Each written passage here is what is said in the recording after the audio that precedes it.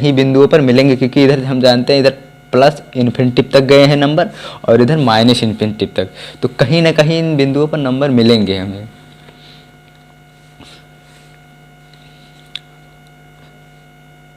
ये है हमारा 22/7 इसका, और अभी थोड़ा पाई का मान,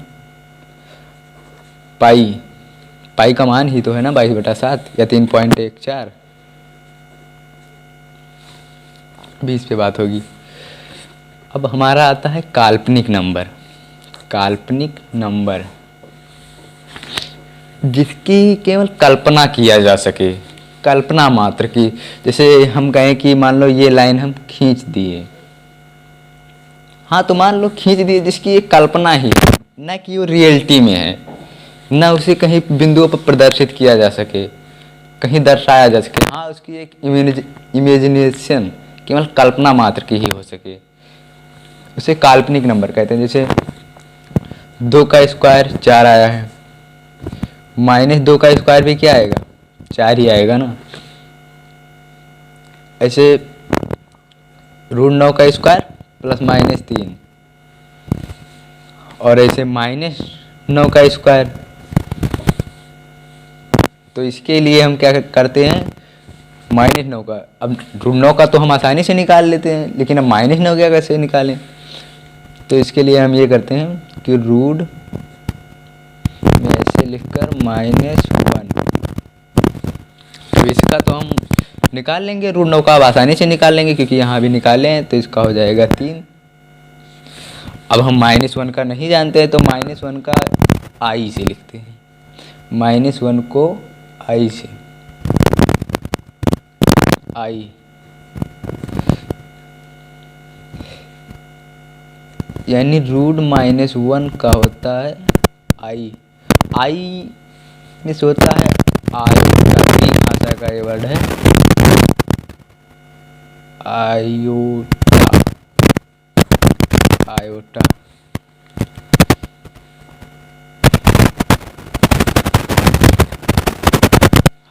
अब हमारा आता है कॉम्प्लेक्स नंबर। कॉम्प्लेक्स नंबर बहुत ही इजी है। जब रियल नंबर और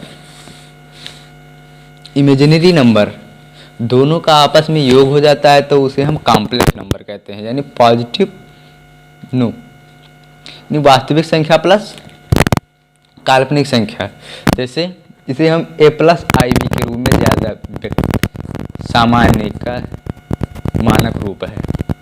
जैसे 3+4ib है ना, इसी का रूप। ये देखो हमारा वास्तविक नंबर है और ये हमारा इमेजिनरी काल्पनिक नंबर है। जैसे -3 + 10i -6 + i1i, मतलब i1i लिखा है। तो ये हमारे हो गए वास्तविक नंबर।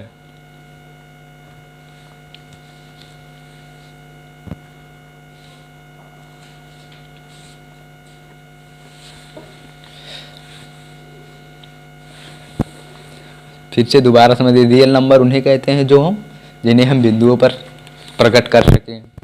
वो 0 से +∞ तक और -0 से -∞ तक सारे नंबर जो इसमें आते हैं, इमेजिनरी केवल काल्पनिक नंबर को छोड़कर, ये नंबर को सभी कुछ भी 2/3 रूट के जितने भी √3 भी, √3 का 1.732 यही मान आएगा ना, तो ये कहीं यही पास होगा ना। यानी जितने भी नंबर आते हैं रियल नंबर में सभी आते हैं, केवल ये काल्पनिक नंबर को छोड़कर। जैसे √3i, 3i या 4i, कुछ भी के इन गिनतियों को छोड़कर सभी रियल नंबर में आते हैं।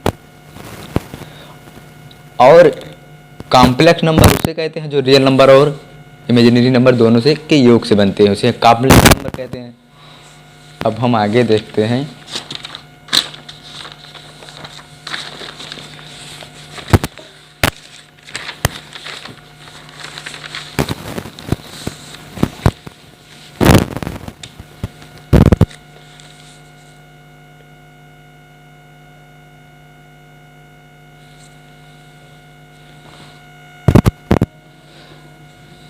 अब हम बात करते हैं परिमेय अपरिमेय।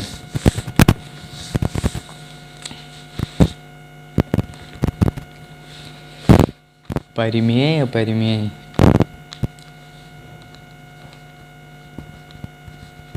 परिमेय रेशनल नंबर, इसे इंग्लिश में रेशनल नंबर कहते हैं। रेशनल नंबर बहुत सिंपल सी ही परिभाषा है जिसे हम P बटा Q के रूप में लिख सकें। P बटा Q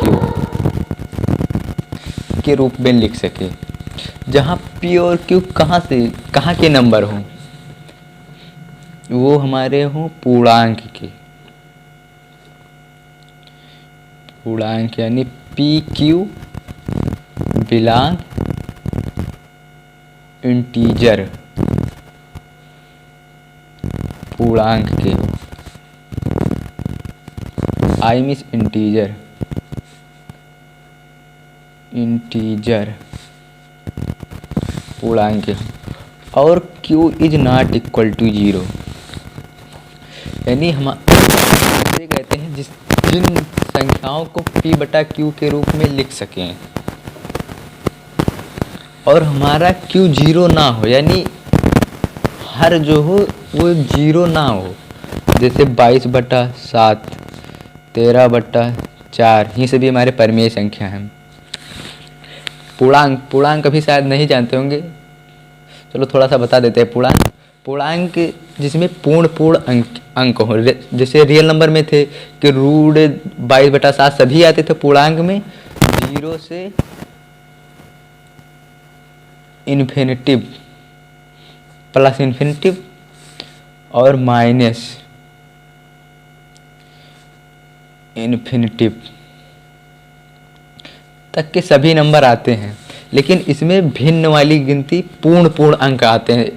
1 2 3 4 5 6 7 100 200 300 400 500 इस तरह के, ऐसे जैसे -10 -15 -27 -28 इस तरह के, ना कि 22 बटा 7 2 बटा 3 4 बटा 6, ये गिनती नहीं आती। पूर्ण अंक आते हैं, उन्हें पूर्णांक कहते हैं। जैसे P बटा Q, मान लो P बटा Q, देख लो ये P बटा Q के रूप में लिखा है ना। P हमारा है 22, Q है 7, तो 22 हमारा इसमें होगा ना इन नंबरों में, Q 7 है। ऐसे काफ़ी एग्जाम्पल हैं, अनंत इन्फिनिटिव एग्जाम्पल है 5। अब कहते हैं, कहा क्या है कि Q is not equal to 0, Q हमारा 0 नहीं होना चाहिए। अगर Q 0 हो जाएगा तो भिन्न ही रह ही नहीं जाएगा, तो भिन्न नहीं रह जाएगा तो परिमेय कैसे हो सकता है, क्योंकि परिमेय की ये परिभाषा है। तो इसीलिए Q is not equal to 0, Q 0 नहीं होना चाहिए। अगर मान लो किसी को 0 कर दे, मान लो 4 बटा 0, तो इसे कभी सॉल्व कर पाओगे? इसे 0 0 0 का इन्फिनिटिव आएगा, तो ये हमारा जब भिन्न ही नहीं है तो परिमेय कैसे हो जाएगा? तो इसे परिमेय कहते हैं, जिन्हें P बटा Q के रूप में लिख सकते हो, जहाँ P comma Q belong I, यानी P कामा B के सभी अवयव I से आते हों, और Q is not equal to 0, जहाँ Q जो हमारा रहे वो 0 के इक्वल ना हो, उसे हम परिमेय संख्या कहते हैं। अब अपरिमेय संख्या,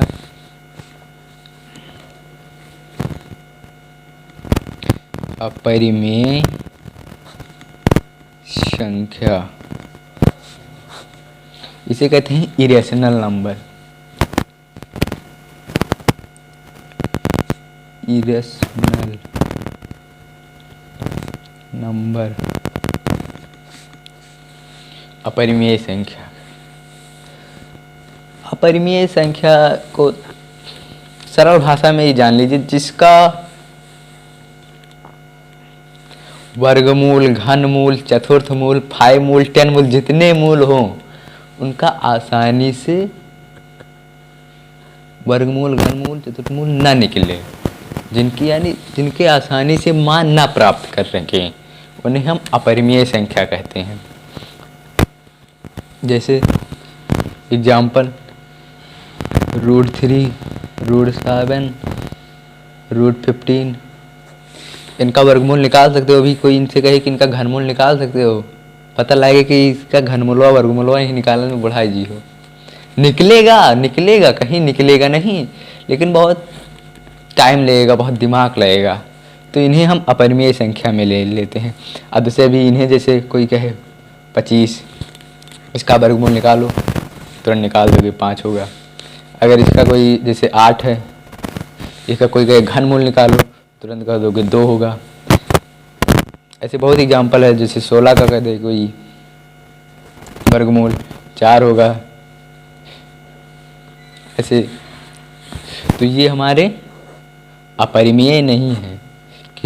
जिनका वर्गमूल घनमूल आसानी से निकाल लिया जाए वो अपरिमेय नहीं है, और जिनका वर्गमूल घनमूल चतुर्मूल आसानी से नहीं निकाल सकते उन्हें हम अपरिमेय कहते हैं। जैसे ये है जो हमारे नंबर हैं √21,